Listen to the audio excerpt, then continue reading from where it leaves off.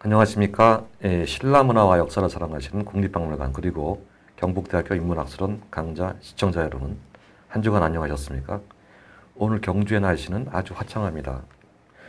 기록문화 강좌 제4강의 막을 열도록 하겠습니다. 오늘은 오준석 경북대 인문학술원 교수님을 모시고 생방으로 강좌를 진행하겠습니다.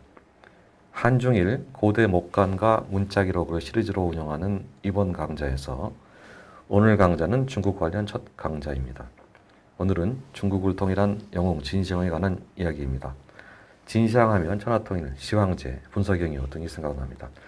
그에 대한 후세의 여러 평가, 여러 관점에서 진시황의 메스를 가하는 오늘 강의는 아주 흥미진진한 내용이 되겠습니다. 먼저 강사 선생님을 소개해 드리도록 하겠습니다. 오준석 교수님은 중국 고대사를 전공하셨습니다. 해당 분야에 견실한 업적을 쌓아가고 있는 연구자입니다. 그간의 연구 성과를 바탕으로 오늘 강의를 해주시겠습니다.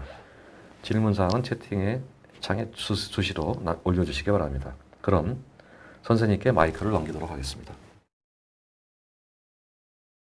안녕하세요. 방금 소개받은 경북대학교 인문학술원 오준석입니다. 오늘 저는 조정서가 들려주는 진시황제의 삶과 죽음이라는 주제로 여러분들과 이야기를 나누고자 합니다. 지금까지 3차례 강연이 있었는데요. 지금까지 있었던 강연들은 한국목간, 특히 이곳 경주에서 출토된 신라목간을 중심으로 한 강연이었습니다. 오늘은 저희 시야를 조금 넓혀서 기원전 3세기부터 2세기 무렵에 중국에서 사용된 중국에서 만들어진 진시황 관련 목간 자료를 가지고 말씀을 드리려고 합니다. 사실 이제 중국에서는 보통 일반 나무에 쓴 목간 외에도 대나무에 쓴 죽간이나 그리고 비교적 넓은 판면에 쓴 목독 같은 것들이 있어서 이걸 통틀어서 간독이라고 이야기를 하는데 오늘은 이제 저희 한국의 일반적인 용례에 맞추어서 목간이라고 말씀을 드리겠습니다. 진시황 시대의 목간 중에서 오늘 이제 저희가 살펴볼 자료로는 조정서와 이하진간, 악록진간 같은 자료들이 있습니다. 여기 이제 오른쪽에 보시는 것이 조정서의 이제 편제간인데요. 조정서는 전체 50매로 이루어진 진시황 사망 직전부터 진나라 멸망 때까지 있었던 여러 가지 일들과 그리고 이제 거기에 나오는 여러 사람들의 이야기를 다룬 그런 서정류 목간 자료가 되겠습니다. 이 왼쪽에 보시는 것이 이하진간이고요. 이하진간은 중국의 호남성 서부의 용산현 이하진이란 곳에서 출토된 진시황 시대에 실제 사용되었던 행정문서를 다량으로 수록하고 있는 목간 자료가 되겠습니다. 여기 이제 중간에 보시는 것이 악록진간이고요. 악록진간은 진시황 시대 때 실제 사용되었던 율령을 중심으로 여러 이 서적들을 기록하고 있는 목간 자료가 되겠습니다. 진시황이라고 하는 사람은 사실 저희가 잘 알고 있는 중국의 고대인 중에 한 명입니다. 진시황에 대해서는 전통시대부터 여러 가지 평가가 상반되어 왔는데요. 특히 이제 저희가 뭐 잘 아는 분서객류를 자행한 중국의 대표적인 폭군이라는 그런 이제 이미지가 저에게 많이 알려져 있습니다. 사기 진시황본기에 실려 있는 이 위료라는 사람의 진시황에 대한 인물평을 보면 진시황은 은혜를 베푸는 것이 적을 뿐 아니라 호랑이의 심보를 하고 있음에 평소에는 남에게 비굴하게 굴면서도 뜻을 얻으면 사람을 가볍게 여긴다. 이런 이제 평가를 하고 있습니다. 이와 함께 당대의 정관정료에는 공성에는 성공했으나 수성에 실패한 대표적 정치인이라는 그런 평가도 있고요. 이것과는 상반되는 중국을 최초로 통일한 영웅이자 중앙 집권 체제를 구현한 천재적인 개혁가로 보는 그런 평가도 있습니다. 사실 이제 뭐 이런 평가는 일반적인 평가는 아니었고요. 이런 평가를 한 사람이 이제 이지라는 사람이고 저에게 이제 이타고라는 이름으로 잘 알려진 명대의 이제 양명학 좌파 사상가로 불리는 인물인데요. 이 사람은 진시황을 굉장히 높게 평가를 했습니다. 그래서 중국 최고의 황제이자 영웅으로 그렇게 평가를 했는데 사실 현대에 이르기까지 진시황에 대해서는 여전히 상반된 평가가 공존을 하고 있다. 이렇게 볼 수가 있습니다. 특히 현대에 이르면서 진시황과 관련된 긍정적인 평가, 진시황을 재평가하려는 그런 연구가 비교적 많아지고 있다. 이렇게 볼 수가 있습니다. 지금 이제 시중에 나와 있는 진시황 관련 많은 서적들이나 유튜브에 올라와 있는 진시황 관련된 많은 이제 강연들을 보면요, 여전히 진시황을 좀 이렇게 부정적으로 폄하하는 그런 이제 책이나 강연들도 있지만 진시황을 보다 긍정적으로 보고자 하는 그런 강연이나 책들이 비교적 많아지고 있다. 이렇게 볼 수가 있습니다. 이런 강연이나 책에서 활용하고 있는 진시황 관련 자료들은 대부분 전한 무제 시기에 사마천이라는 사람이 쓴 사기에 실려 있는 내용입니다. 특히 진시황과 관련해서는 사기의 진시황본기, 여부리열전, 이사열전, 몽염열전 등의 이 관련 내용들이 기록이 되어 있는데요. 사실 이제 이런 사기의 내용을 어디까지 믿어야 되는지에 대해서는 조금 의문이 제기가 된다라고 할 수 있습니다. 왜냐하면 일단 사기의 본기와 열전 기록 사이에 약간의 차이가 있어요. 특히 이 서술상의 차이라든가 이 사소한 부분에 그런 이제 차이가 있기 때문에 이런 기록들을 어떻게 이해를 해야 될 것인가 라는 문제가 있고요. 또한 이제 최근에 진시황 관련 목간 자료, 특히 진시황 시대 때 사용된 그런 목간 자료가 연이어서 출토가 되면서 4기의 진시황 관련 기록의 신빙성에 대한 그런 의문, 이런 것들이 제기가 된다라고 볼 수가 있습니다. 그래서 이제 오늘은 조정서를 중심으로 한 진시황 관련 목간 자료를 통해서 진시황제와 관련된 여러 문제를 다시 한번 해석해 보고자 합니다. 진시황이라는 사람은 이제 저희가 잘 알다시피 중국의 이제 춘추전국 시대의 말기에 태어난 사람입니다. 상나라를 멸망시킨 주나라가 270~80년간 번영을 하다가 견융의 공격으로 인해서 주나라 유왕이 죽으면서 일단 이 서주가 멸망을 하고, 서주가 멸망하고 나서 세워진 평왕의 천도로 인해서 세워진 그 시대를 저희가 보통 동주시대 또는 춘추전국시대라고 이야기를 합니다. 진시황의 진나라는 4기에는 이제 이 주나라 평왕이 동쪽으로 이렇게 천도를 할 때, 그때 이제 정식 제후로 분봉된 그런 제후국으로 알려져 있는데요. 사실 이제 주나라 평왕의 이 동천과 관련해서는 최근에 이제 이 목간 자료에 상당히 좀 흥미로운 자료가 나왔습니다. 그래서 최근에는 이제 이런 연대기라든가 진나라의 어떤 분봉, 이제 이런 것들을 조금 새롭게 해석하는 연구들이 나오고 있습니다. 아마 이제 이런 자세한 내용들은 몇 주 뒤에 이제 다른 선생님께서 아마 강연을 해주시는 걸로 이렇게 알고 있습니다. 이렇게 이제 춘추시대 때 진나라 목공식이, 특히 진나라가 그렇게 많이 발전하다가 춘추시대가 끝나고 전국시대로 넘어오면서 진나라가 상당한 혼란을 맞이하게 됩니다. 특히 진나라 제후 자리를 둘러싸고 잦은 정변이 발생을 하고 몇 명의 제후들이 이 정변으로 인해서 이제 목숨을 잃는 이런 사건들이 있으면서, 사실 진나라는 상당히 약화가 되었고, 진나라 춘추시대 때 차지했던 이 황하의 서쪽 땅을 위나라에게 뺏기는 그런 일도 있었습니다.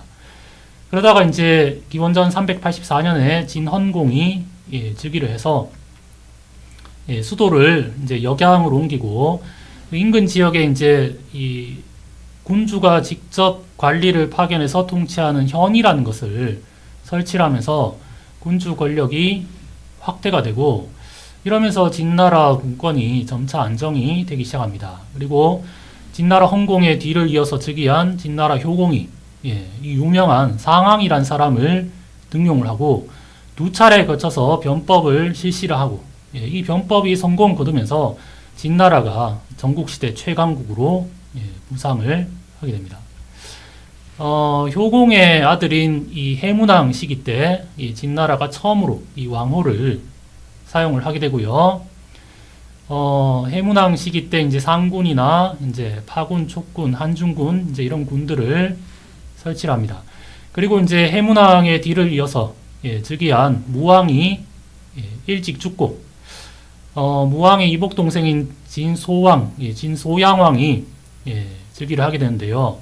소양왕 시기 때 주변 지역을 연이어서 점령하고 하동군이나 상당군, 남양군, 남군 등을 설치를 하게 됩니다.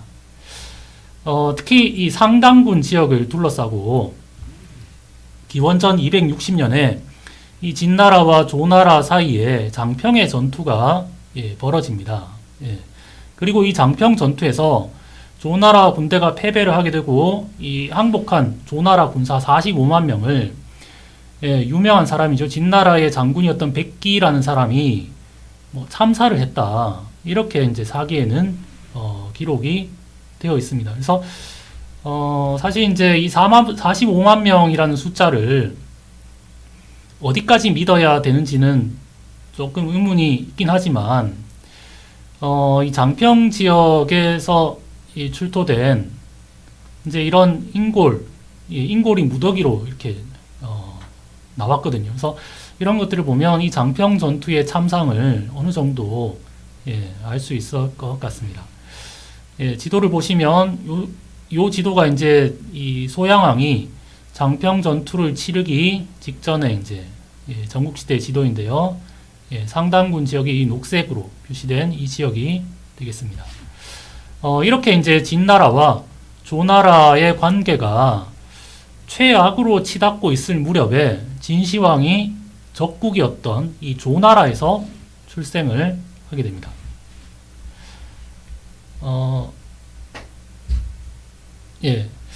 요 사진, 요 그림이 저희가 이제 일반적으로 알고 있는 진시황의 이제 이 그림 이미지인데요. 제가 뭐 좀 특별하게 이름을 이제 조정이라고 이렇게 표기를 해봤습니다. 사실 진시황의 이제 이름 표기에 대해서는 뭐 여러 가지 이제 표기가 있는데요. 오늘은 이제 이 조정서를 중심으로 이야기를 하기 때문에 조정서에 나오는 이름을 따서 이제 조정이라고 이렇게 표기를 했습니다. 진시황이 이제 왜 진나라 왕족인데 진나라가 아니라 조나라에서 이제 출생을 했느냐? 이건 이제 당시 이 진시황의 아버지의 신분과 관련이 있습니다. 진시황의 아버지는 조나라의 질자, 즉 인질로 가 있던 장량왕 자초라는 사람이었습니다. 물론 이때는 왕위에 오르긴 전이죠. 그래서 진시황의 아버지가 조나라에 있었기 때문에 진시황이 조나라에서 이제 출생을 하게 된 건데요. 당시 이제 전국 시대의 국가들은 나라와 나라 간의 외교 관계를 맺을 때 중요한 신분에 있는 사람들, 그러니까 왕족이나 신분이 높은 어떤 재상급 신하들을 서로 인질로 교환하던 그런 이제 관습이 있었습니다. 그래서 이 진시황의 아버지가 당시 소양왕의 손자로서 태자 양국군의 아들로서 조나라의 이 인질로 가 있었는데 여불이란 사람이 저희가 이제 잘 알다시피 여불이란 사람이 이 자초에게 접근을 해서 진시황의 아버지를 일약 진나라의 왕위 계승권자로 만들어 주게 되고 그러면서 이제 이 진시황이 장량왕의 아들로 조나라의 수도인 한단에서 기원전 259년에 출생을 하게 됩니다. 진시황이 태어날 때의 이제 기록을 보면 이름을 이제 성이 조씨였다라고 이제 이 진시황 봉기에 기록이 되어 있습니다. 사실 이제 진시황의 이름과 관련해서는 여러 가지 이제 기록들이 있는데요.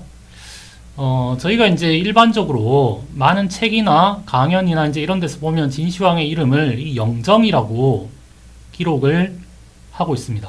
영정이라고 기록을 하고 있고요. 그 다음에 이제 이 사기를 제외한 다른 중국의 역사서들에는 진시황을 한결같이 여정으로 표기를 하고 있습니다. 여정이라고 할 때 여씨는 진시황이 뭐 좀 이따 이야기하겠지만 진시황이 여부리의 아들이라는 그런 이제 설을 따라서 여정이라고 이제 표기를 한 건데 일반적으로 이제 이런 설의 신빙성에 대해서는 최근에는 많이 부정이 되고 있고요. 진시황의 이름을 이렇게 영정으로 많이 이제 부르고 있습니다. 부르고 있는데 왜 사기에서는 진시황의 이름을 진조정이라고 표기를 했는가? 여기에 대해서 이제 사마천이 이미 이유를 밝혀놓고 있습니다. 그래서 진나라의 선조의 성씨는 영성이죠. 영성 짓다는 것은 분명한데 그 후에 분봉을 받아서 분봉된 지역으로서 성을 삼게 됩니다. 그러면서 영성에서 갈라져 나온 여러 성씨 집단들이 나오게 되는데 여기 이제 이 사마천이 진봉기에 서씨부터 시작해서 진씨까지 여러 성씨들을 거의 20개 가까운 성씨들을 기록해 놓고 있습니다. 그래서 이런 성씨들이 다 이 영성에서 갈라져 나온 성씨들이죠. 그래서 특히 진나라 같은 경우에는 특히 이제 이 반개 선조였던 조보라는 사람이 이 조성에 봉해진 것을 계기로 해서 조씨라고 하게 됩니다. 그래서 진시황을 영정이라고 칭하는 것이 이게 틀렸다고는 할 수 없지만 정확하게 표기를 하자면 이제 조정이 맞는 표현이다라고 볼 수가 있습니다. 예. 근데 저희가 이제 오늘 살펴볼 조정서에는 조정이라는 이름은 같은데 이 정자가 사기와는 달리 발을 정자로 표기가 되어 있습니다. 사기에서는 이제 이 정사 정자를 쓰고 조정서에서는 이 발을 정자를 쓰는데 사실 이제 사기를 보면 어느 이름이 맞는 이름인지를 알 수가 있습니다. 사기 진시황 분기에 따르면 진시황의 이름을 정이라고 이름한 것은 정월에 출생했기 때문에 이름을 정이라고 했거든요. 그래서 정월에 출생했는데 이름을 정사정자로 쓰는 것은 조금 이상하다라고 볼 수가 있죠. 그리고 이제 사기 주석에 보면 그 진시황의 이름을 다른 판본에는 이 발을정사를 써서 조정이라고 이제 하고 있는 그런 판본도 있었다라는 그런 이제 주석이 있습니다. 그래서 지금 이제 저희가 오늘 살펴볼 조정서와 이걸 이제 같이 보면 진시황의 정확한 이름은 이 발을정자를 쓰는 조정으로 볼 수 있을 것 같습니다. 진시황은 굉장히 유명한 출생의 비밀을 안고 있는 사람이었습니다. 사기 여부리 열전에 따르면 진시황의 생물학적 아버지를 여부리라고 지적을 하고 있습니다. 아까 이야기했다시피 이제 여부리가 조나라에 와 있던 상인으로서 진시황 아버지를 보고 상당한 흥미를 느껴서 이 진나라 왕족으로서 조나라 인질로 와 있던 진시황의 아버지를 보고 투자할 만한 가치가 있다 이렇게 느끼게 됩니다. 그래서 여부리가 자신의 재산을 털어서 진시황의 아버지를 이 진나라의 이제 왕위 계승권자, 특히 이 태자 안국군의 정실 부인의 양자로 이렇게 만들어 주거든요. 그래서 여부리와 이제 진시황 아버지와의 관계가 그렇게 시작이 되는데 어느 날 이제 이 진시황의 아버지와 여부리가 술자리를 갔다가 이 진시황의 아버지가 여부리의 이제 이 애첩이었던 조희라는 여자를 보고 여부리에게 그 여자를 요구를 하게 됩니다. 그 사람이 이제 진시황의 어머니가 되는데요. 사실 이제 진시황의 어머니를 보통 조희 또는 뭐 제태우 이렇게 이야기를 하는데 조희라는 뜻은 조나라 여자라는 뜻이고요. 성씨가 어떤지는 사실 정확하게는 알 수가 없습니다. 어쨌든 조희가 여부리의 여자였던 것은 분명하다 이렇게 볼 수가 있죠. 그래서 여부리의 여자였던 조희가 진시황 아버지에게 시집을 갈 때 이미 임신 2개월이었다라는 것이 여부리 열전에 기록이 되어 있습니다. 그리고 이제 그렇게 시집을 가서 출생한 아들이 진시황이기 때문에 진시황의 생물학적인 아버지는 여부리가 되는 거죠. 그런데 이제 최근에 와서는 이런 기록의 신빙성에 대해서 조금 이렇게 많은 의문이 제기가 되고 있고요. 이런 내용을 그대로 믿는 사람은 많이 없어지게 되었다 이렇게 볼 수가 있습니다. 왜냐하면 몇 가지 이유가 있는데요. 첫 번째는 이런 종류의 출생의 비밀이 사기에 비슷한 이야기가 등장한다라는 것입니다. 그래서 사기 조세가 준신군 황월의 이야기를 보면요.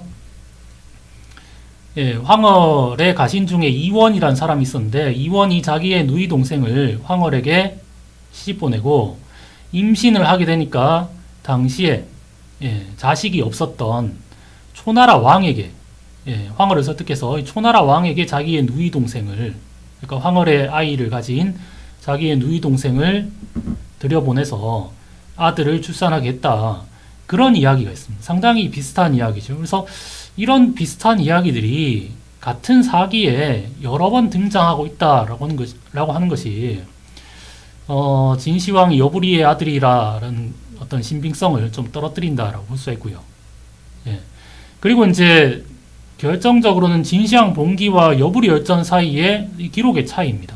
그래서 진시황 봉기에는 첫머리의 진시황은 장량왕의 아들이다 이렇게 되어 있거든요. 그래서 이게 이제 왜 이런 차이가 났을까 생각을 해볼 때 아마 진시황 봉기는 이 진나라의 관찬사설을 참고로 해서 기록을 했다면 여부리열전 같은 경우에는 당시 민간에서 떠돌던 이야기를 사마천이 이제 채록을 했을 가능성이 있기 때문에 사실 이런 이 출생의 비밀 이제 이런 것들을 믿을 수 없는 것이 아닌가 이제 이런 견해들이 많이 나오게 되었습니다.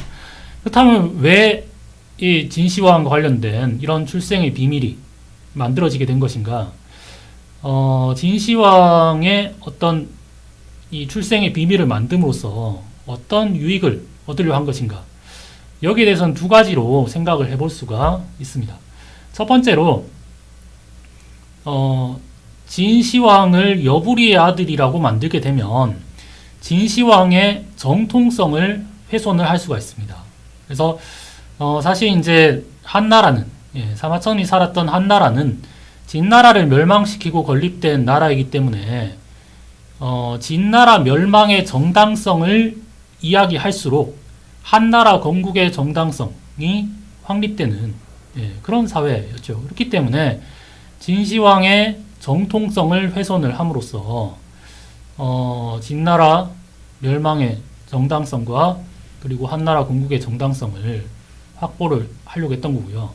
같은 의미에서 진시황이 여부리의 아들이라고 하면 진시황에게 이 친부를 죽였다는 오명을 뒤집어 씌울 수가 있습니다.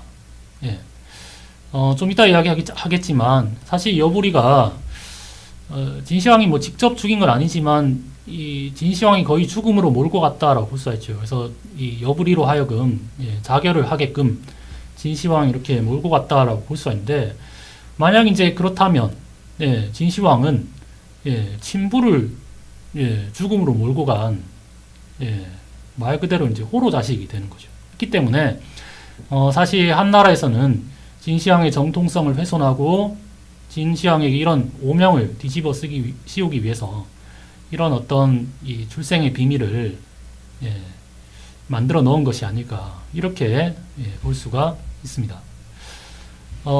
이렇게 이제 진시황이 장량왕의 아들로서 출생을 했는데요. 아까 이야기했다시피 당시 진나라와 조나라는 관계가 최악으로 치닫고 있던 상황이었습니다. 특히 기원전 257년에 진시황이 태어나고 나서 한 2년 뒤죠. 그래서 이때 진나라가 이 조나라를 공격해서 조나라의 수도인 한단을 포위를 하게 되니까 조나라의 신하들이 이 당시 이제 조나라 인질로 와 있던 진나라 왕족인 장량왕 자초를 죽이자라고 하는 그런 여론이 높아지게 되고 이때 이제 이 자초가 여부리의 도움을 받아서 조나라를 탈출해서 진나라로 귀환을 하게 됩니다. 근데 중요한 것은 진시황과 진시황의 어머니를 버리고 진나라로 돌아갔다는 거. 여기서 이제 궁금한 게 사실 진시황의 아버지가 당시에 굉장히 급박했던 상황 때문에 어쩔 수 없이 처자식을 조나라에 버려놓고 간 것인지. 사실 조나라에 버려놓고 하면 자기가 목숨을 위협받던 상황에서 도망을 가는 것이기 때문에 자기 처자식이 어떻게 될지 조금 눈에 보이는 그런 상황이었는데 정말 이제 어쩔 수 없는 그런 급박한 사정 때문에 처자식을 버리고 간 건지 아니면 진시황의 아버지가 처음에 조희라는 여자를 부인으로 맞아 들일 때부터 진나라 돌아갈 때 뭐 데리고 갈 생각이 없었는지 어쨌든 그거는 잘 알 수가 없습니다. 어쨌든 이제 진시황은 진나라 돌아간 아버지에게 버려지고 모친과 함께 외가에서 이제 생활을 하게 됩니다. 그리고 이제 많은 사람들이 사기에도 기록되었다시피 당시에 이제 진나라와 조나라와 사이가 안 좋기 때문에 진나라 왕족이었던 진시황을 조나라에서 많은 사람들이 죽이려고 했지만 이 모친 가문이 비교적 좀 힘이 있는 가문이어서 이제 살아남을 수 있었다. 이제 이렇게 기록을 하고 있습니다. 이렇게 이제 진시황이 태어나서 한 10년간을 조나라에서 이제 자라게 되는데요. 기원전 250년에 56년간 통치했던 소양왕, 그러니까 진시황의 증조 할아버지이자 진시황의 아버지 자초의 할아버지가 되죠. 소양왕이 죽고 진시황의 할아버지인 효문왕이 즉위를 했지만 즉위 3일 만에 사망을 하고 진시황의 아버지 자초가 장량왕으로 즉위를 합니다. 그리고 이 자초가 이제 효문왕이 즉위했을 때 태자가 되면서 당시에 이제 이 진나라와 관계를 개선하고자 한 조나라가 조나라에 있던 진시황의 처자식을 진나라로 이렇게 돌려보내줍니다. 그래서 진시황의 어머니와 진시황이 이렇게 진나라로 들어오게 되는데, 장량왕이 즉위한 지 3년 만에 장량왕이 사망을 하게 되고요. 진시황이 13살의 나이에 이제 진나라 왕으로 즉위를 하게 됩니다. 그리고 진시황이 나이가 어렸기 때문에 이 어린 진시황을 대신해서 이 태후, 그러니까 진시황의 어머니와 당시 이제 상국이었던 여부리가 권력을 장악을 합니다. 그리고 당시 이제 이 태후와 여부리는 원래 이 태후가 여부리의 여자였죠. 그래서 둘 사이에 이제 이 관계가 다시 이제 시작이 되고요. 근데 시간이 지날수록 이 여부리가 점점 불안해집니다. 왜냐하면 이제 진시황이 처음에는 이제 즉위할 때는 13살의 어린 나이였지만 시간이 지나면서 점점 이제 자라거든요. 그래서 당시에 이제 여부리가 이 태후와의 관계를 지속하는 것이 굉장히 이제 위험하다라고 이제 생각을 하게 되고요. 하지만 이제 상대가 태후이기 때문에 여부리가 이제 그만 만나자라고 해서 이렇게 그만 만날 수 있는 사이가 아닙니다. 그래서 여부리가 자기를 대신해서 태후의 총애를 받을 수 있는 다른 사람을 추천을 하죠. 그래서 그 사람이 바로 이제 노예라는 사람인데요. 이 노예가 이 태후의 총애를 받아서 이제 이 태후와의 사이에서 뭐 자식을 둘이나 낳을 정도로 태후의 총애를 받았다고 합니다. 그리고 이 노예의 총애가 태후의 노예에 대한 총애가 깊어지면서 노예가 이제 진나라의 국정을 농단하는 그런 일들이 벌어지는데요. 사기 진시황 봉기에 따르면 노예가 일의 크고 작음에 상관없이 모든 일을 다 노예가 결정했다라는 그런 기록이 나옵니다. 당시 노예의 공식적인 신분은 환관이었거든요. 이 환관이었던 노예가 국가의 모든 대소사를 다 결정을 할 만큼 노예의 권력이 굉장한, 그만큼 진나라 왕이었던 진시황은 별다른 실권이 없었던 그런 상황이라고 볼 수 있습니다. 그리고 이제 이렇게 노예 국정농단이 벌어지고 있을 그 무렵에 기원전 239년에는 진시황의 동생이었던 장안군 성교라는 사람의 반란 사건이 발생을 합니다. 이때는 이제 진시황이 이제 그 20살을 이제 막 넘었을 그 무렵이죠. 그래서 진시황이 20살이 넘었기 때문에 진시황의 동생은 나이가 많아야 이제 10대 후반 정도, 10대 중후반 정도 됩니다. 왜냐하면 이제 진시황의 아버지가 조나라에서 진나라로 들어간 것이 진시황이 한 3살 무렵 때기 때문에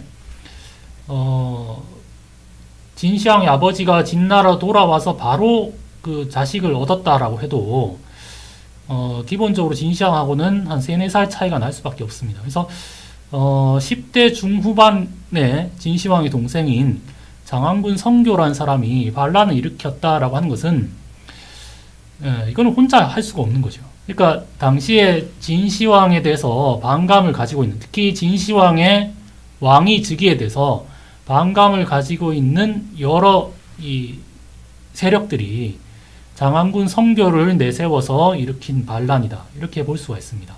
그래서 이 장안군 성교 입장에서 보면요, 사실 이 사람은 그 진나라에서 출생했거든요. 그러니까 진시황은 조나라에서 출생했고 조나라에서 10년간 자랐죠. 근데 장항문 성교는 진나라에서 정상적으로 출생을 했고, 예. 그리고 진나라 조정 궁정에서 그렇게 자란 사람이죠. 그런데 장항문 성교가 이렇게 자라고 있을 때 조나라에서 갑자기 진시황 모자가 이렇게 들어오게 됩니다.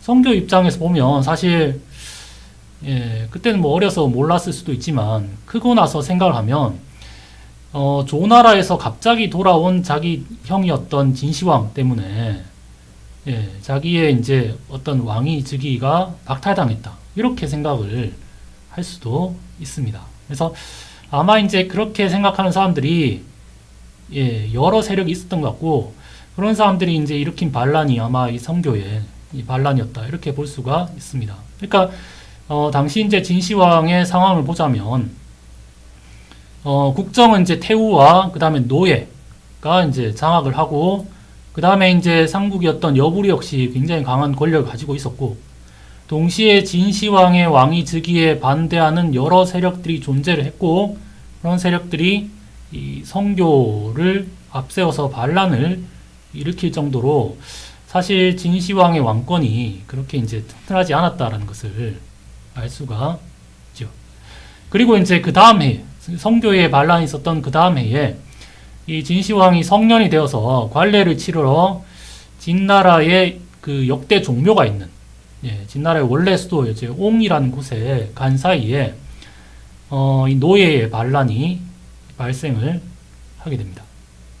그리고 마치 진시황이 반란을 기다렸다는 듯이 기록에 보면 상당히 손쉽게 이제 진압을 한 것처럼 그렇게 이제 보입니다. 그리고 반란을 진압한 이후에 노예와 그리고 태우의 이제 모든 일들이 다 밝혀지게 되고 노예 사건을 조사를 하면서 노예를 태우에게 추천해준 여부리마저 진시황이 좌천을 시킵니다.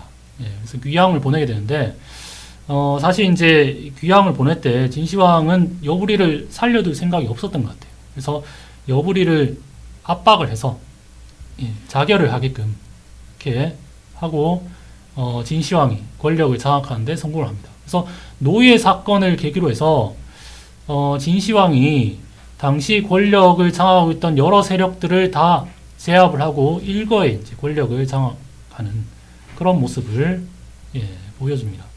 그리고 이제 이 문제의 근원이었던 이 태우를 옹에다가 이제 유폐를 시키고 이 태우의 일을 간하는 그러니까 이제 태우가 진시황의 친모이기 때문에 어머니를 이렇게 둬서는 안 됩니다. 이렇게 간하는 신하 27명을 이제 처형을 하게 되는데 여기에 대해서 이제 이 모초라는 제 나라에서 온 사람이 이제 간언을 하게 됩니다. 그래서 이 간언의 이제 문장을 보면요, 폐하께서 가부를 가부가 이제 뭐 양아버지의 뜻으로 볼 수가 있는데 이게 이제 그 노예를 일컫는 거죠. 왜냐하면 자기 어머니하고 관계가 있었던 이 노예를 거열형에 처한 것은 질투의 마음이 있는 것이고 두 동생, 그러니까 노예와 태우 사이에서 태어난 두 동생을 자루에 넣어 죽인 것은 인자하지 못한 이름이 있는 것이며 모친을 유폐시킨 것은 불효의 행실이고 간언하는 선비를 죽인 것은 걸주와 같은 통치입니다. 천하가 이를 듣고 모두 흩어져 진으로 향하는 자가 없습니다. 이렇게 모초가 간언을 했습니다. 사실 이제 이 해석문을 보면 별다른 것 없는 문장인데 사실 이 문장은 여기 이제 마음, 이름, 행실, 통치 이 네 가지를 가지고 진시황에 대해서 이렇게 이제 비판을 하고 있는 이 문장입니다. 그래서 진시황이 이걸 듣고 진나라의 천하 통일이, 진나라의 전국 통일이 이 태우 유폐 때문에 이제 그르쳐서는 안 된다라고 이제 생각을 하는데 이 모초가 이 역할을 한 거죠. 그래서 진시황이 모초의 간언을 듣고 태우를 다시 그 함량으로 모셔오게 됩니다. 그리고 기원전 230년부터 차례대로 6개 나라를 멸망시키고 전국 통일을 완성하게 되는 거죠. 지금까지 이제 진시황의 유년 시절부터 진시황이 정권을 장악하고 그 다음에 이제 통일을 하기까지 과정에 대해서 이야기를 했는데 사실 이제 이런 이야기들을 보여주고 있는 목간 자료는 직접적으로 보여주고 있는 목간 자료는 사실 없습니다. 왜냐하면 이거는 이제 진시황과 관련된 어떤 개인적인 일이면서 중앙 정부의 일이기 때문에 지금까지 나온 진나라 때 목간 자료가 다 이제 대부분 다 지방에서 나온 것이기 때문에 중앙에서 있었던 이런 일들을 사실 반영하고 있는 목간 자료는 잘 보이지 않죠. 근데 조금 재미있는 자료가 있습니다. 악록진간 5권에 있는 진나라 율령 자료인데요. 이 율령 자료의 일부를 보면 이제 이런 문장으로 이제 시작을 합니다. 진시황 26년 12월 26일 이래 감히 어머니의 후부를 가부로 칭하지 않도록 금하며 아버지가 다르면 감히 서로 형, 오빠, 누나, 언니, 동생으로 인정하지 않는다. 그러니까 후부라고 하면 어머니가 제가해서 얻은 남편이 후부가 되죠. 어머니가 제가해서 얻은 남편이 후부가 되는데 이 새아버지가 되는데 이 새아버지를 가부라고 칭하지 않도록 금하는 거예요. 그러니까 양아버지로 칭하지 못하도록 금지를 하고 아버지가 다르면 같은 어머니 출생의 사람들이라도 형제 자매로 인정을 하지 않는다라는 율령입니다. 이 율령이 진나라 통일 무렵에 제정이 되었는데 앞에 이 모초가 노예를 가부라고 칭했던 기록을 보면 이게 상당히 이제 의미가 있는 율령이다 이렇게 볼 수가 있습니다. 그래서 아마 이제 이 노예의 난을 겪은 진시황의 어떤 개인적인 경험에 영향을 받은 입법이 아니었을까. 그래서 노예의 난으로 인해서 사실 진시황이 좀 상당한 상처를 받았던 그런 것이 여기 반영이 되어 있다 이렇게 볼 수가 있습니다.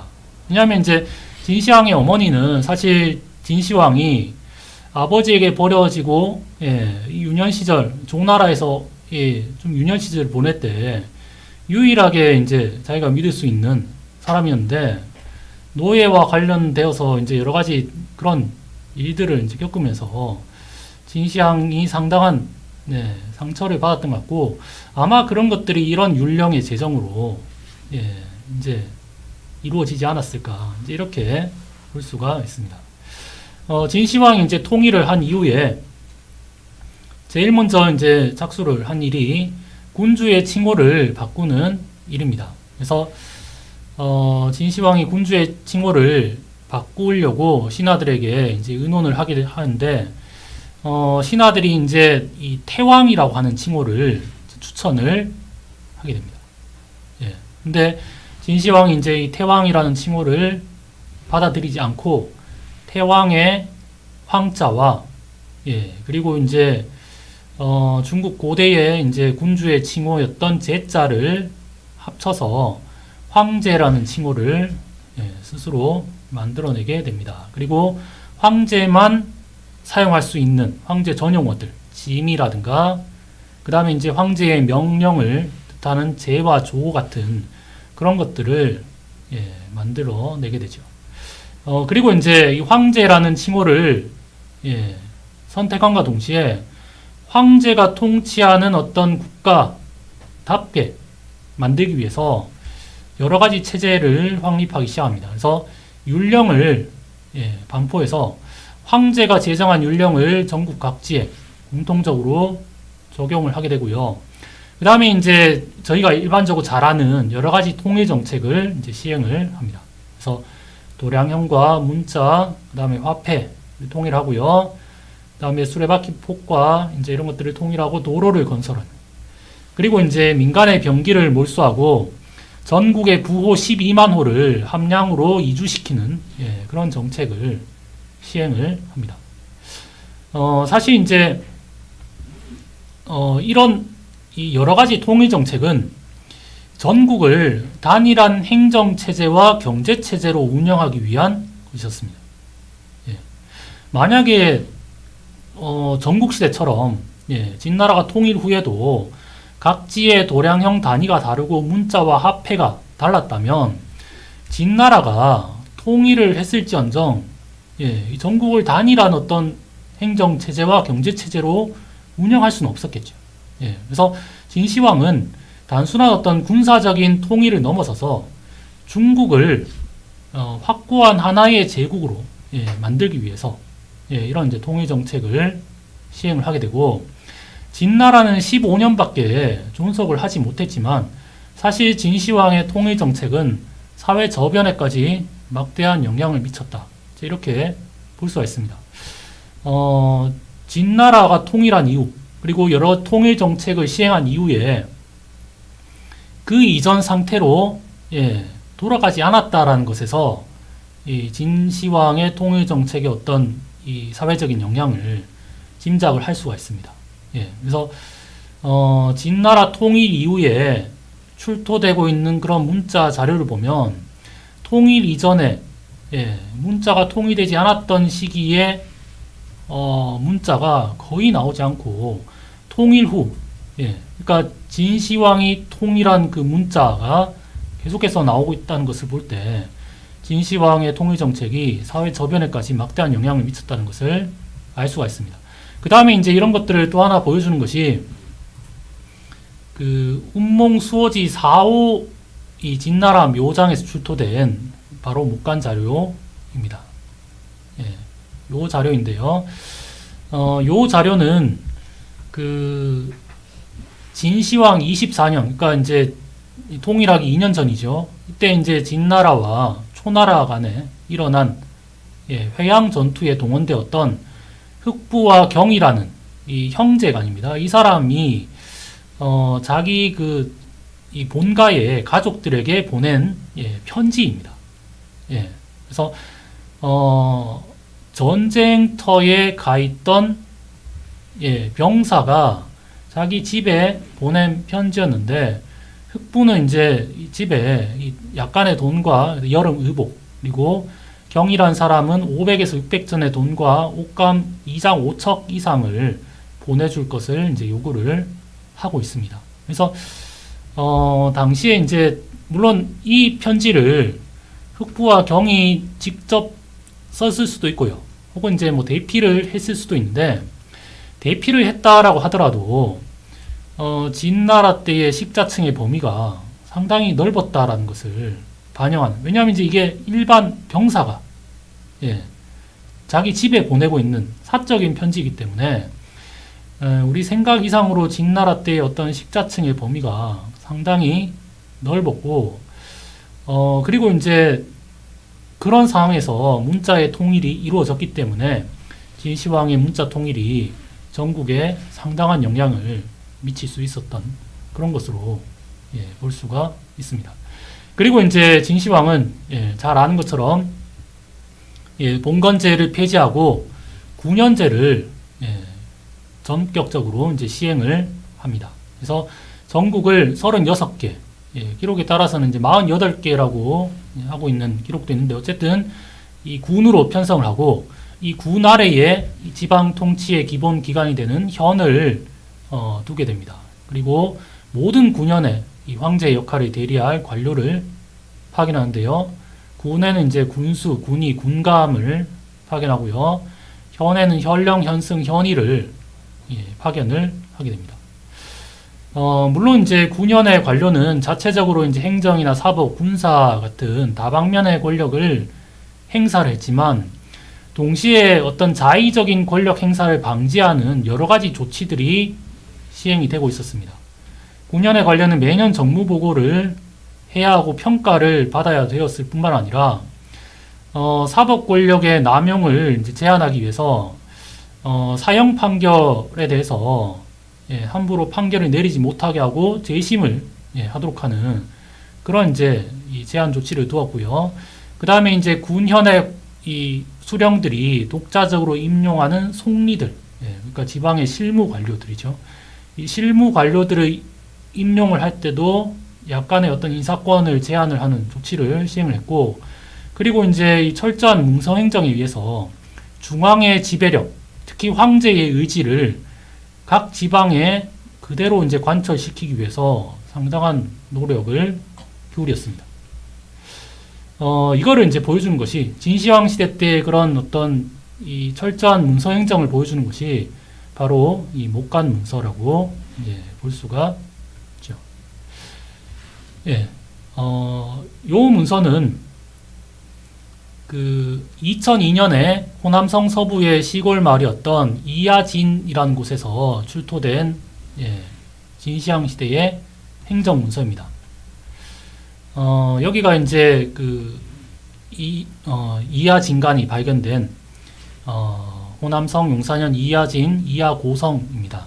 원래 여기가 이제 그 오늘날 초등학교, 중국으로 하면 소학교가 있는 곳이었는데, 여기서 이제 진나라 때에 이제 현성 유적이 발견이 되었고, 여기 이제 그 지붕으로 덮여 있는 곳에서 이 우물이 발견되었습니다. 그리고 우물에서 진나라 진시황 시대 때 사용된 행정 문서 목간 3만 매 이상이 여기서 발견이 되었습니다.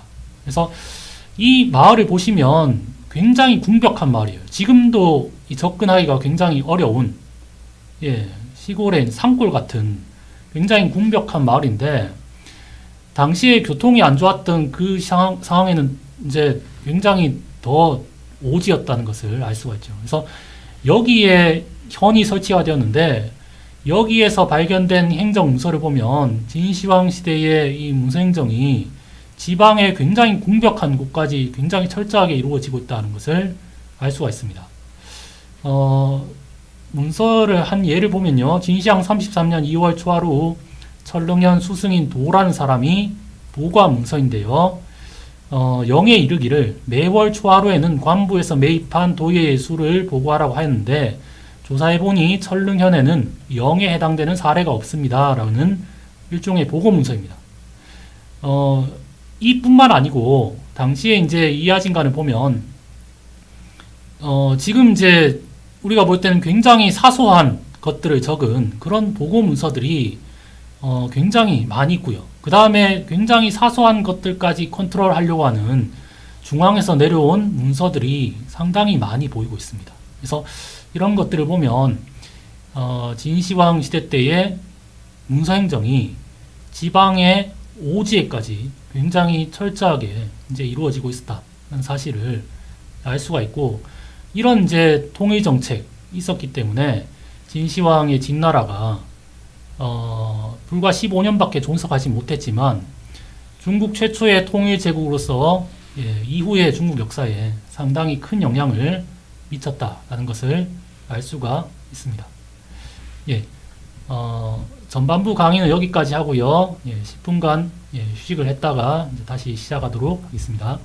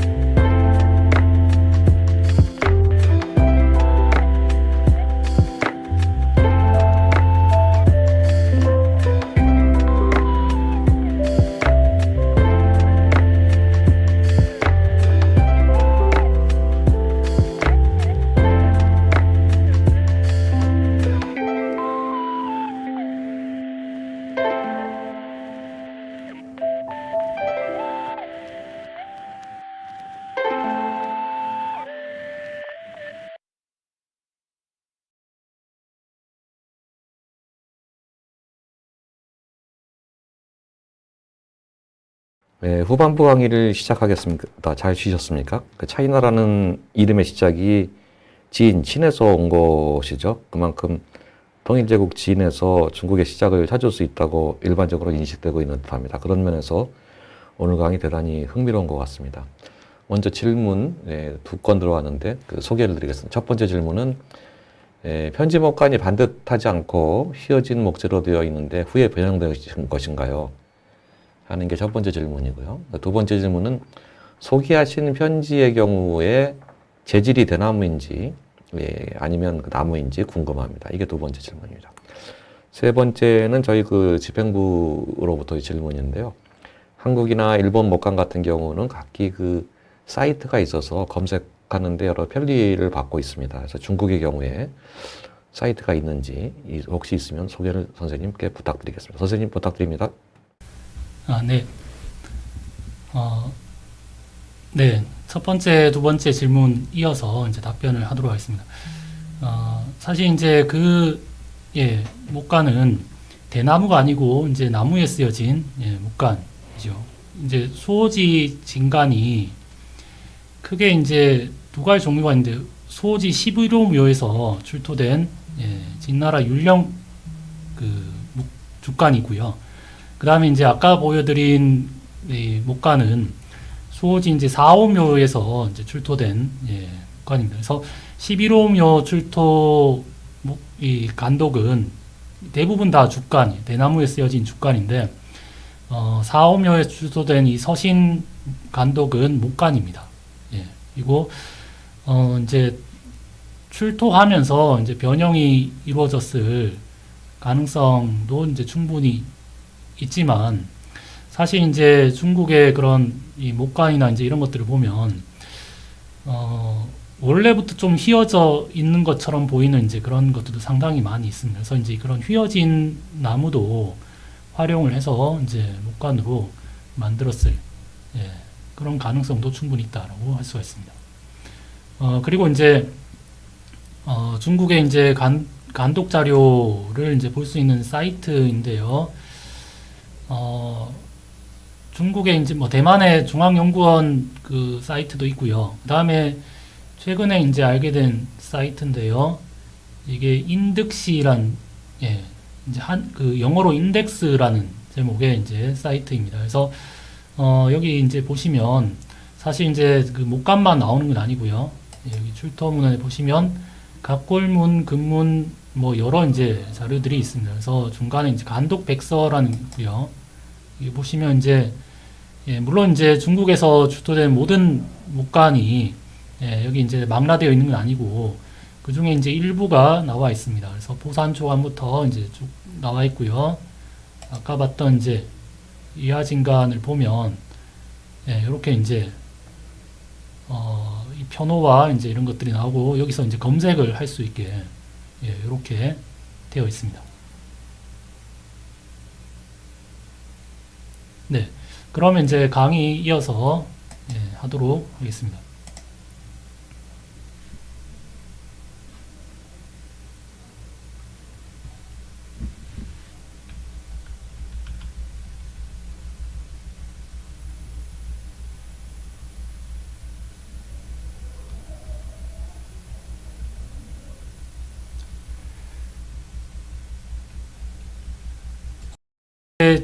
진시황 시대 때 이루어진 이 황제 지배체제 확립, 여러 이제 통일 정책과 그리고 이제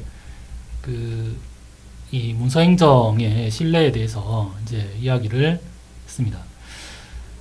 사실 이제 그 사기를 비롯한 이런 이제 문헌 사료에 보이는 진시황의 이미지를 보면 인간적인 정을 찾아볼 수 없는 각박한 모습, 그러니까 진시황을 높이 평가한다는 그런 이제 이 연구에서도 사실 인간적인 모습의 진시황은 거의 찾아볼 수가 없습니다.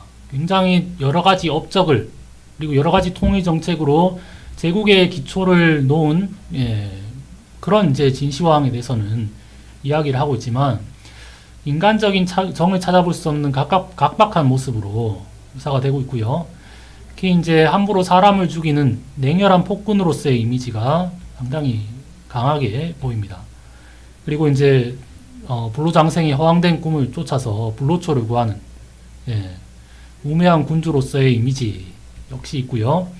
사망 후 유서 조작 사건으로 원하는 후계자에게 나라를 넘기지 못한 그런 이미지도 보입니다. 목간에 보이는 진시황의 모습을 보면 사실 이제 이 냉철한 모습과 인간적인 모습이 공존하는 모습을 이 목간을 통해서 찾아볼 수가 있습니다.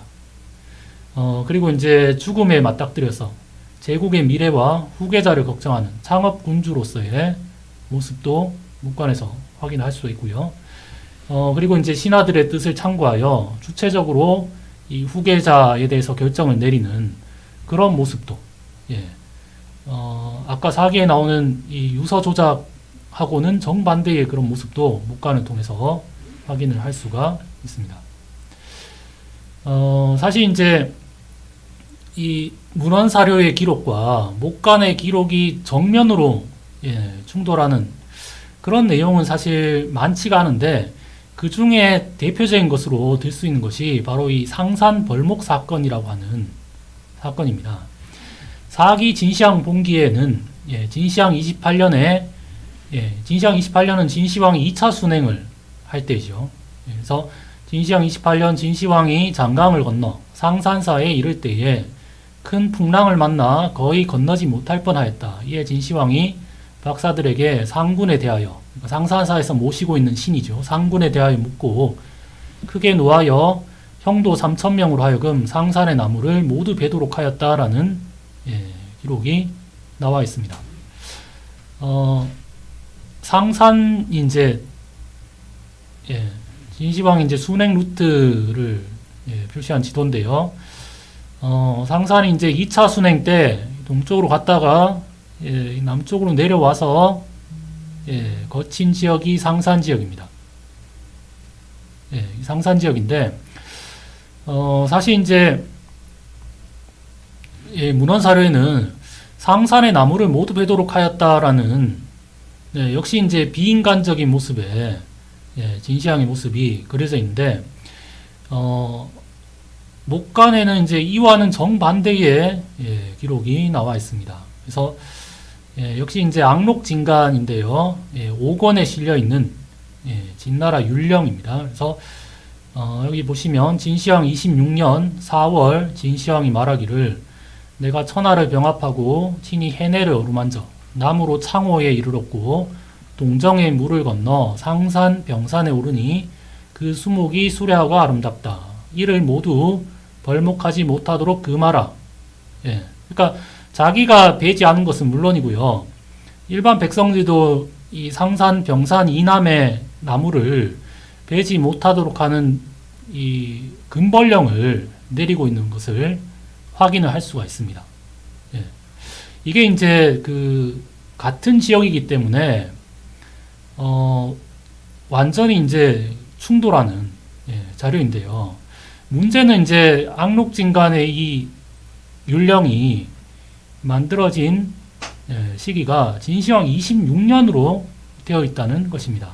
그러니까 진시황 28년에 이 사건보다 앞서 있었던 사건으로 되어 있기 때문에 처음에는 이제 상산의 나무를 벌목하지 못하도록 금하라 라고 했다가 2년 뒤에 상산의 나무를 모두 베어버린 것을 모두 했다 이렇게 해석을 할 수도 있습니다. 그렇게 해석을 할 수도 있는데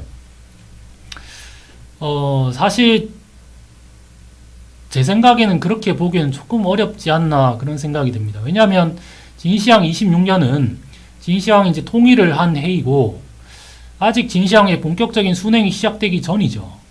그렇기 때문에 진시황이 상산에 있었다라는 것 자체가 굉장히 좀 문제가 있지 않나라는 생각이 들고요.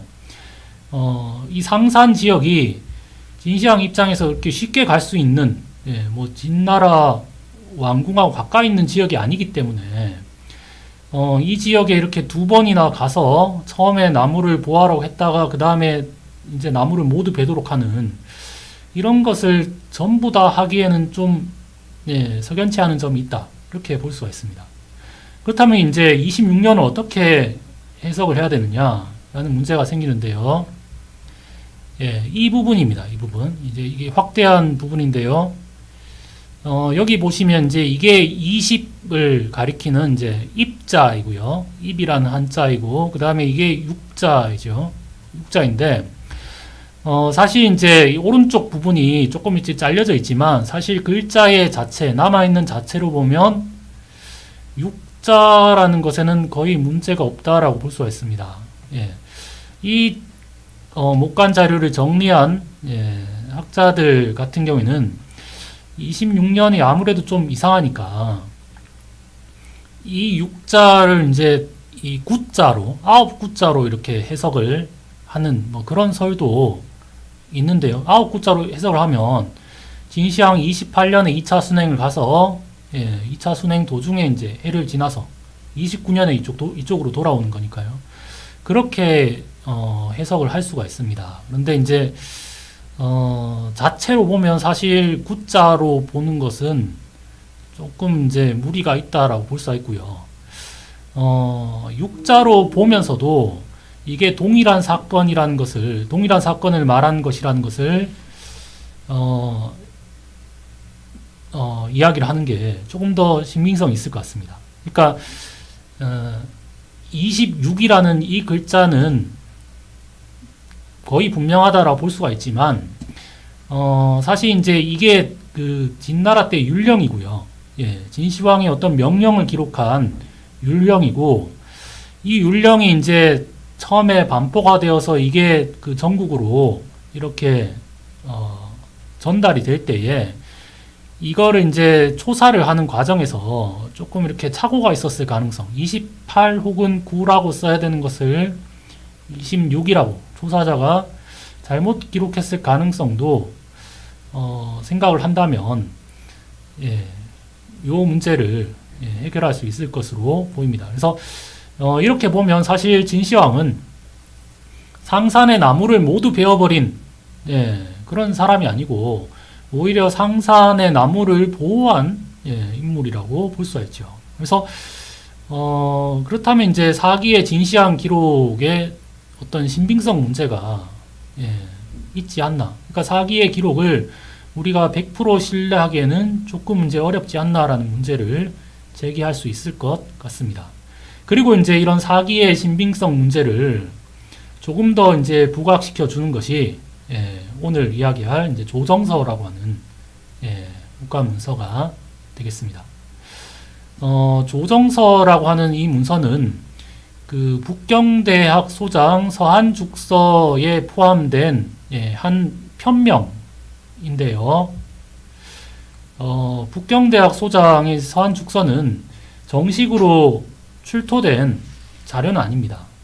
정식으로 출토된 자료는 아니고 2009년 초에 홍콩의 문물시장, 그러니까 아마 이제 도굴된 대륙에서 도굴된 물건들이 거래되던 그런 시장에서 이 죽간 무더기를 구입한 이 북경대 졸업생이 아마 모교에 기증하는 형식으로 이 북경대가 소장하게 된 목간 자료가 죽간 자료가 되겠습니다. 그래서 이 자료를 소장하게 된 북경대는 2009년 3월 달에 각 분야 전문가로 구성된 북경대학 출토문헌연구소를 설립을 하고 해당 죽간의 이제 정리 분석 작업에 이제 착수를 했는데, 이 죽서는 전체 3,346매이고요. 모두 20여 종의 고서적을 이제 포괄을 하고 있습니다. 이 고서적 중에서는 창일편이나 이제 노자 같은 저희가 알고 있는 그런 문헌도 있지만 지금은 전해지지 않는 다수의 이제 이 서적들이 포함이 되어 있습니다. 그리고 조정서 역시 그 중에 하나라고 볼 수가 있죠. 조정서는 이제 전체 50매로 이제 구성이 되어 있고요. 이 조정서라는 편명은 제2간의 뒷면 상단에 기록된 이제 편제간입니다. 그래서 이 문서, 이 서적에 편제를 저희가 이제 알 수가 있는데요. 조정서의 내용은 진시황의 5차 순행 때부터 진나라 멸망까지의 과정을 기록하고 있는 서적입니다. 이 구성을 보시면요. 첫 번째 부분은 진시황이 임종하기 전에, 그러니까 발병을 해서 후계를 결정하고 때까지의 이제 이 진시황과 당시 이제 5차 순행에 따라 나섰던 이제 승상 이사와의 대화가 주로 수록이 되어 있고요. 두 번째 부분은 진시황이 죽고 이세 황제 호해가 즉위를 한 다음에 부소와 몽염을 처형하기 전에 이 몽염을 처형하려고 하니까 이 자영이 간언을 했던 부분입니다. 그래서 요 자영에 관한 부분은 사기 몽염 열전에 나오는 내용과 거의 동일한 내용으로 구성이 되어 있고요. 세 번째 부분은 이사를 처형하기 전에 이사가 호해에 대해서 이제 진술을 하는, 두 차례에 걸쳐서 진술을 하는 내용인데요. 요 부분은 사기 이사열전에 나오는 내용과 상당 부분 겹치는 내용으로 되어 있습니다. 그리고 이제 네 번째 부분은 이사의 진술에도 불구하고 이제 이사를 호해가 이제 처형하려고 하니까 거기에 대해서 자영이 간언을 하는 부분이고요. 마지막 부분은 이거는 이제 한 줄로 이루어진 부분인데요. 자영의 간언을 묵살한 이제 이 호해에 대해서 기록을 하면서 진나라 멸망 원인에 대해서 이제 조정서 작자가 이제 평론을 하고 있는 이렇게 5개의 부분으로 구성이 되어 있습니다. 그래서 이런 걸 보시면 사실 이제 조정서라고 하는 요 목가 문서는 이사열전이나 몽염열전과 같은 거의 동일한 문장을 포함하고 있기 때문에 사마천이 사기를 쓸 때 활용을 했던 것과 동일한 저본을 가지고 기록되었을 가능성이 높다. 그러니까 사마천과 조정서의 작자는 같은 저본을 보고 각각 이제 이 사기와 이 조정서를 기록했을 가능성이 높다라고 할 수가 있습니다. 하지만 이제 이 중요한 역사적 사실의 기록은 사기와 조정서는 완전히 다른 부분이 굉장히 많이 있습니다. 요게 이제 사기와 조정서의 이 내용 중에서 차이가 나는 부분을 이제 정리를 한 건데요.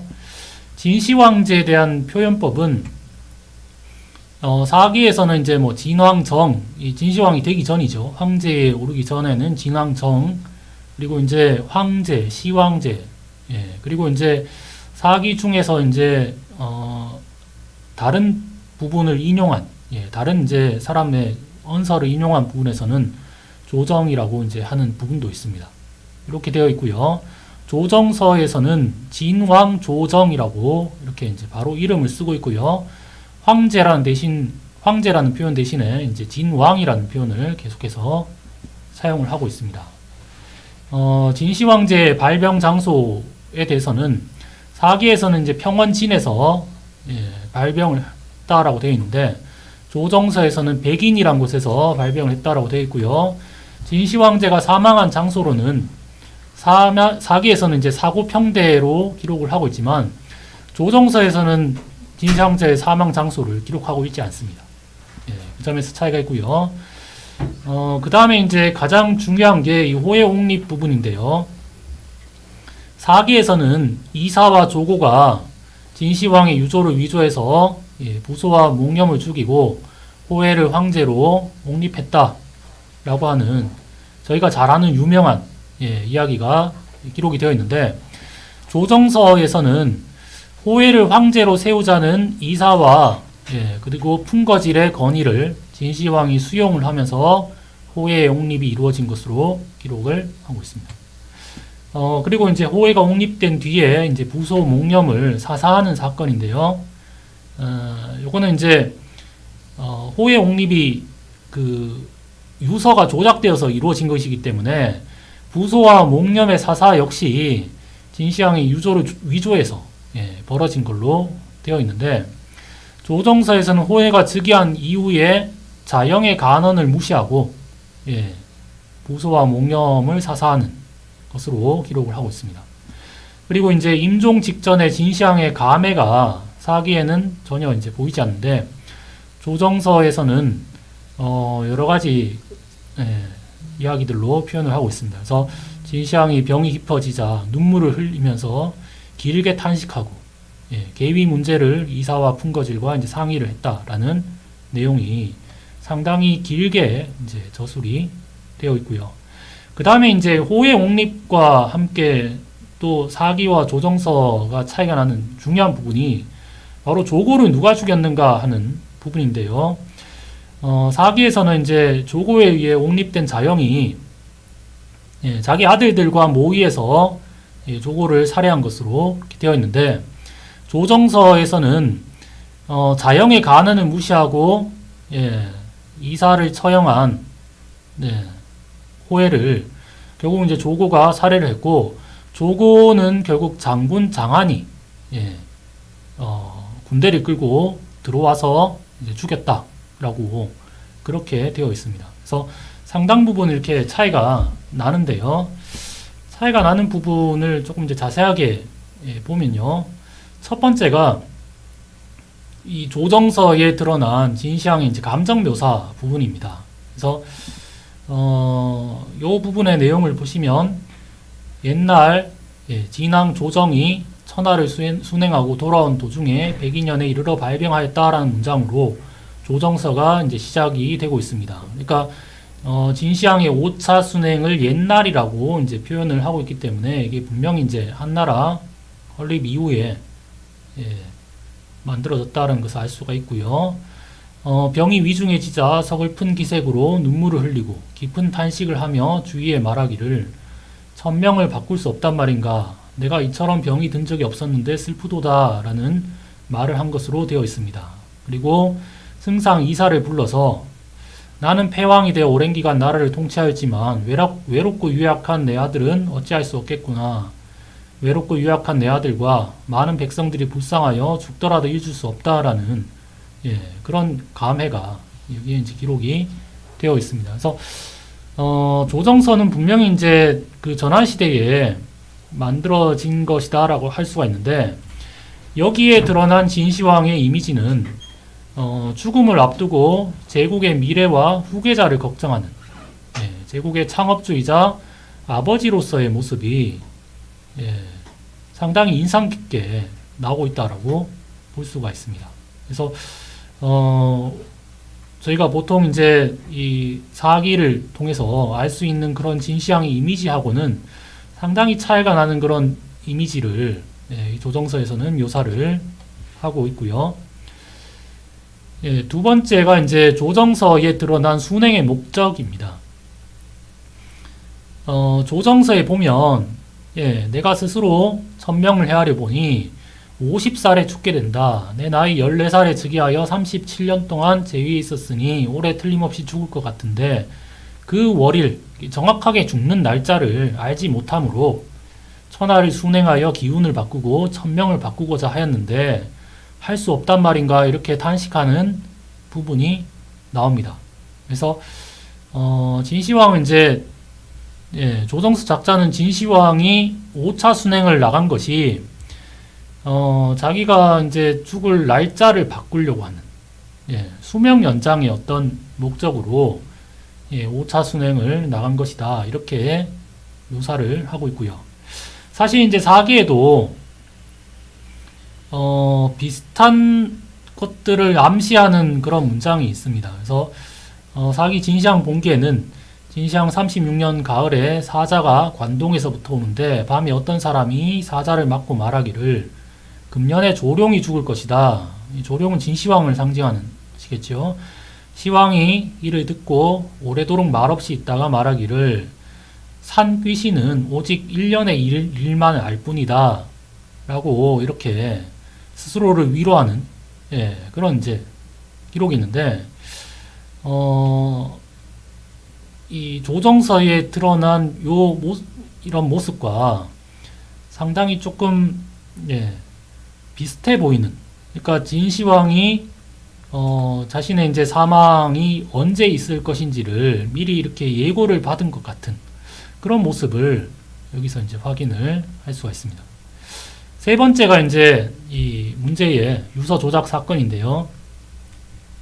사기 진시황 봉기를 보면 평원진에 이르러 발병을 했고, 진시황이 평소에부터 죽는다는 말을 싫어해서 여러 신하들이 죽음에 관해 말하지 못했는데, 병이 더욱 심해지자 공자 부소에게 이제 세서를 써서 말하기를 함량으로 와서 장리를 주관하라고 하였고, 조고가 이제 공자 호해 승상 이사와 모의를 해서 시왕이 공자 부소에게 쓴 봉서를 파기를 하고 시왕 유조를 위조해 호해를 태자로 세우게 하였다, 이렇게 기록을 하고 있습니다. 여기에 대해서 이제 조정서는 정반대의 기술을 하고 있는데요.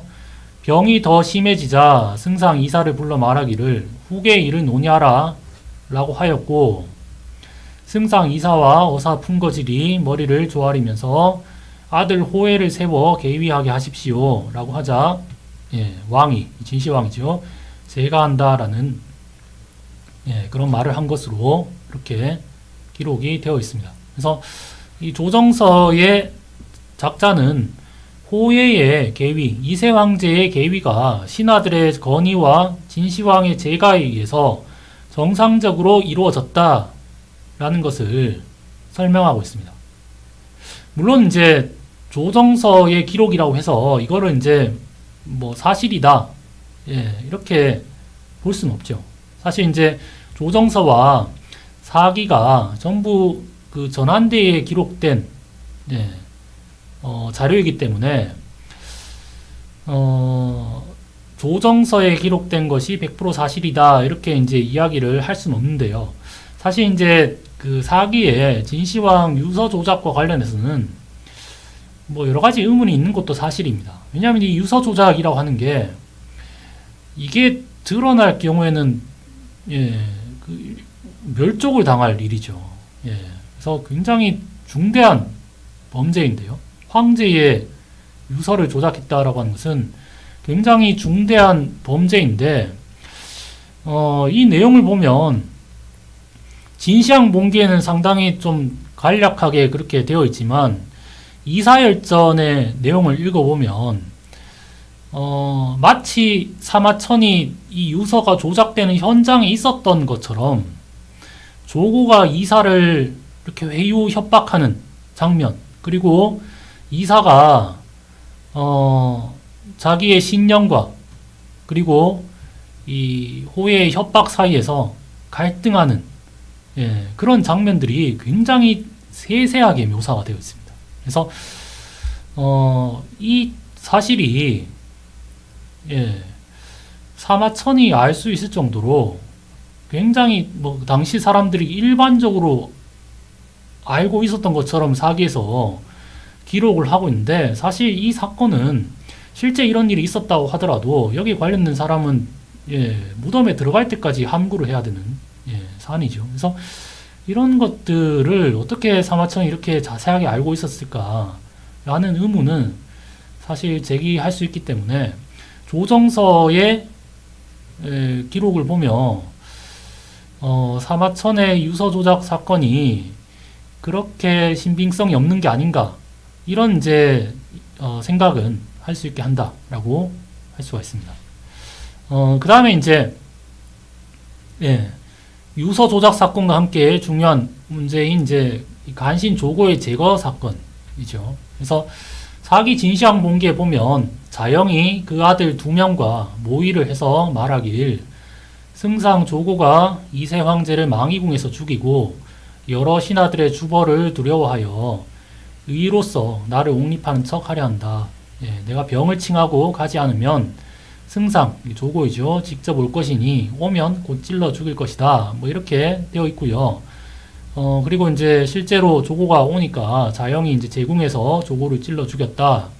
이렇게 되어 있습니다. 그래서 조고를 제거한 것이 자영이라고 되어 있는데,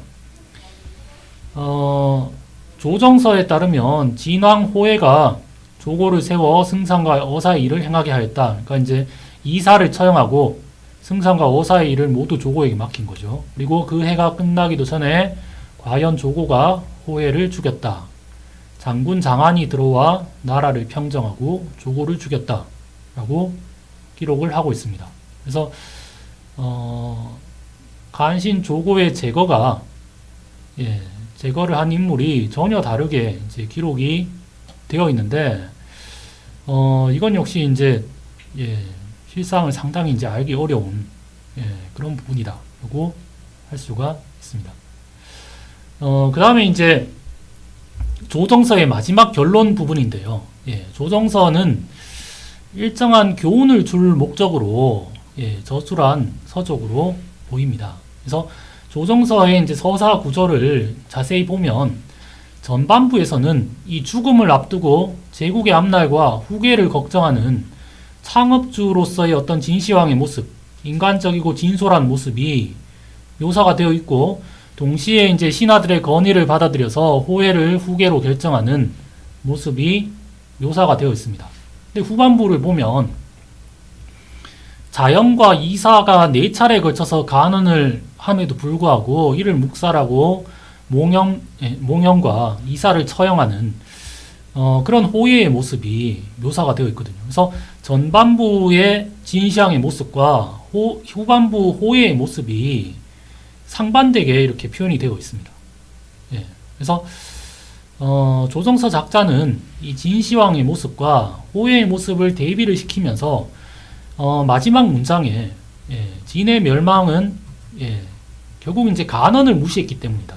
그러니까 조정서에서 이렇게 4차례의 간언을 기술하고 있는 이유가 이렇게 여러 간언이 있었음에도 불구하고 그런 간언들을 하나도 듣지 않고 전부 무시를 했기 때문에 결국 진나라가 멸망할 수밖에 없었다라는 것을 기록을 하고 있습니다. 그러니까 진나라의 멸망은 결국은 간언을 무시한, 충언을 무시한 무능한 군주 때문이다. 이렇게 묘사를 하면서 진나라 멸망으로부터 무언가 교훈을 주려고 하는 목적으로 조정서를 이제 저술을 하고 있다. 이렇게 볼 수가 있습니다. 마지막으로 이제 이 조정서를 통해서 알 수 있는 이제 목간 자료의 가치에 대해서 이제 말씀을 드리도록 하겠습니다. 조정서는 출토 문헌이긴 하지만 사기와 비슷한 시기에 쓰여진 자료, 사기와 비슷한 시기에 그 전대의 이제 일들을 기록한 자료이기 때문에 역시 사기와 마찬가지로 1차 사료가 아닙니다. 조정서 역시 2차 사료이기 때문에 조정서에 기록된 자료 내용이라고 해서 맹목적인 신뢰는 곤란하다. 이렇게 볼 수가 있습니다.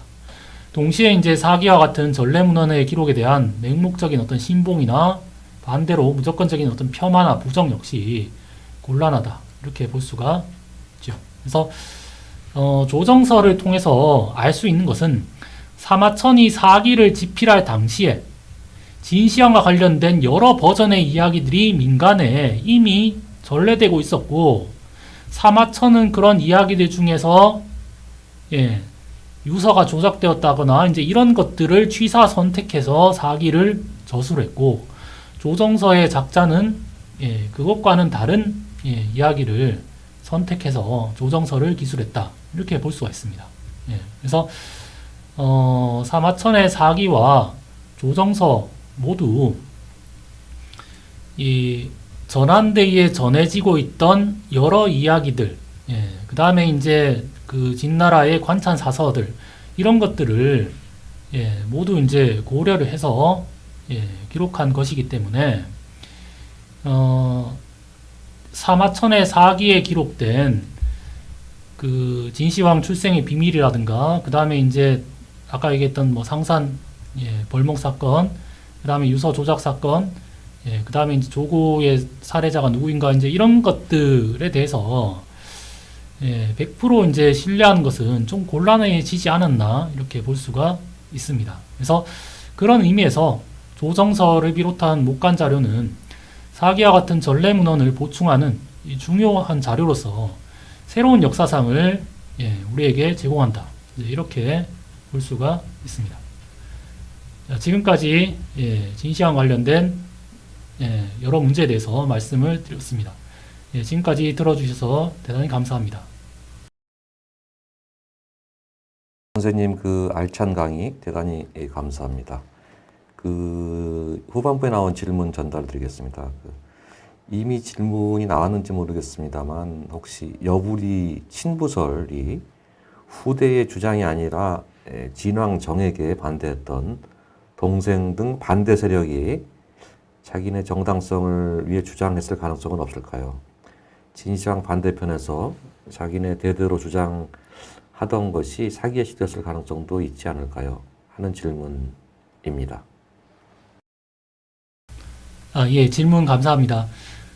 사실 이제 그 가능성이 굉장히 높다라고 볼 수가 있죠. 아까 얘기했다시피 진시황이 즉위를 했을 때 장안군 성교를 내세워서 진시황의 즉위에 반대하는 그런 세력들이 상당히 있었고, 그런 사람들이 볼 때 진시황은 좋은 나라에서 출생한, 예, 좀 출생이 불분명한 사람이라고, 예, 볼 수가 있었던 거죠. 그래서 아마 이제, 예, 그런 사람들이 진시황 관련된 어떤 출생의 비밀 이야기를 만들어냈을 가능성이 없고, 다만 이제 그런, 예, 이야기들은, 진시황이 왕으로 있었던 진나라 궁정에서 이제, 예, 오갈 수 있는 내용들은 아니었고, 이게 이제 민간에 전해지고, 그리고 이제 그 나중에 한나라 건립되면서 한나라 민간에서 그런 이야기들이 널리 퍼지고, 특히 한나라의 어떤 그 정치적 목적 때문에 그런 이야기들이 더욱더 많이 활용되고 퍼질 수 있었던 게 아닌가, 예, 볼 수가 있습니다. 예, 저도 이제 그런 추정에는 충분히 이제 공감을, 예, 하고 있습니다. 네. 네, 오늘 오준석 교수님 알찬 강의 진심으로 감사드립니다. 함께 해주신 시청자 여러분께도 깊이 감사드립니다. 다음 강의 안내를 드리도록 하겠습니다. 다음 제5강은 다음 주 월요일 30일 오후 2시 청주박물관 전효수 선생님을 모시고 월지 뼈장식 명문으로 보는 통일신라 시대 공예에 대해 알아보고자 합니다. 전효수 선생님은 박물관을 대표하는 건실한 연구자입니다. 세상을 깜짝 놀라게 할 연구 성과물을 이 자리에서 공개할 예정입니다. 몇 글자 안 되는 명문, 그리고 여기저기 흩어져 있는 고대 한일의 자료들을 모아서 길이 남을 강연을 준비하고 계십니다. 많은 기대 바랍니다. 지금까지 기술의 현영기, 홍보의 지선, 운영의 정효주, 진행은 이용현이었습니다. 그럼 다음 주에 뵙도록 하겠습니다. 안녕히 계십시오.